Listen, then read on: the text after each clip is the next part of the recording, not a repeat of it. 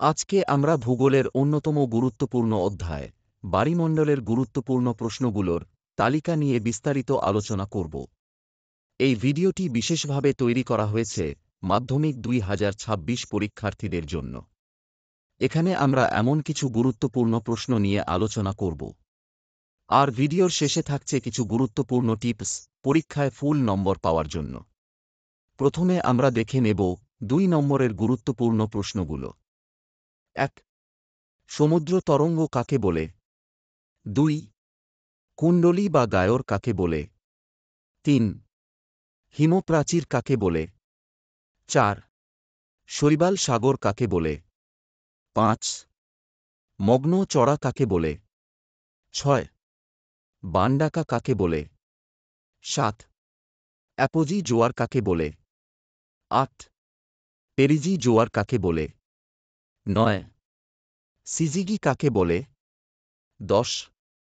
দিনে দুবার জোয়ার ও দুবার ভাটা হয় কেন? 11. মুখ্য জোয়ার কাকে বলে? 12. গৌণ জোয়ার কাকে বলে? 13. হিমশৈল কাকে বলে? 14. ভরা কোটাল কাকে বলে? 15. মরা কোটাল কাকে বলে? প্রথমে আমরা দেখে নেব 3 নম্বরের গুরুত্বপূর্ণ প্রশ্নগুলো। 1. নিউ ফাউন্ডল্যান্ড উপকূলে ঘন কুয়াশা, ঝড়ঝঞ্ঝা ও তুষারপাত সৃষ্টি হয় কেন? 2. কোন স্থানে দুটি মুখ্য জোয়ারের মধ্যে সময়ের ব্যবধান 24 ঘন্টা 52 মিনিট প্রায় হয় কেন? 3. মুখ্য জোয়ার ও গৌণ জোয়ার এর মধ্যে পার্থক্য লেখো। 4. সমুদ্র তরঙ্গ ও সমুদ্র স্রোতের মধ্যে পার্থক্য লেখো। 5. উষ্ণ স্রোত ও শীতল স্রোতের মধ্যে পার্থক্য লেখো। প্রথমে আমরা দেখে নেব 5 নম্বরের গুরুত্বপূর্ণ প্রশ্নগুলো।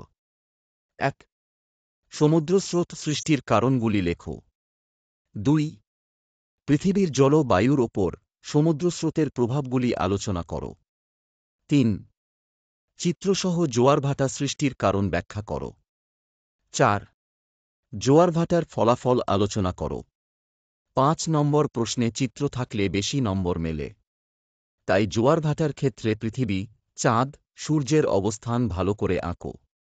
আর প্রভাব ও ফলাফল হলে খুব পরিষ্কারভাবে হেডলাইন এক্সপ্লানেশন লেখো। এই প্রশ্নগুলো মাধ্যমিক 2026-এর জন্য সবচেয়ে গুরুত্বপূর্ণ। এগুলোর উত্তর তুমি একবার ভালোভাবে রিভিশন করলে বায়ুমণ্ডল অধ্যায় তোমার পুরোপুরি প্রস্তুত হয়ে যাবে। তোমার বই, নোট আর এই ভিডিও এই তিনটাকে একসাথে কাজে লাগাও। তাছাড়া আমাদের অ্যাপ ডাউনলোড করতে পারো প্লে স্টোর থেকে। এবার চলো দেখে নেওয়া যাক কিভাবে লিখলে ফুল নম্বর পাওয়া যায়। 2 নম্বর প্রশ্ন লেখার টিপস। কিভাবে লিখবে? সংজ্ঞা থাকলে কাকে বলে প্রশ্নে শুরুতে সংজ্ঞা লিখো। সংক্ষিপ্ত ও স্পষ্ট বাক্যে লেখো। উদাহরণ দিলে ভালো, তবে অতিরিক্ত নয়। চলো একটা উদাহরণের সাহায্যে বুঝে নেওয়া যাক।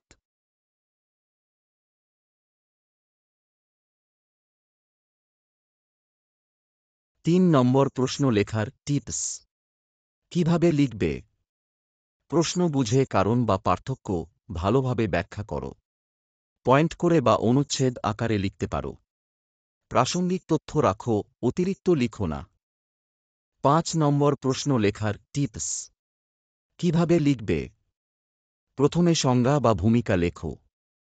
তারপর 4 থেকে 5টি মূল পয়েন্ট আলাদা করে বা নম্বর দিয়ে লেখো। উপসংহার বা প্রাসঙ্গিক মন্তব্য দিলে ভালো। যদি চিত্র চাওয়া হয় অবশ্যই এঁকে দাও, বিশেষ করে ভূগোলে। চলো একটা উদাহরণের সাহায্যে বুঝে নেওয়া যাক।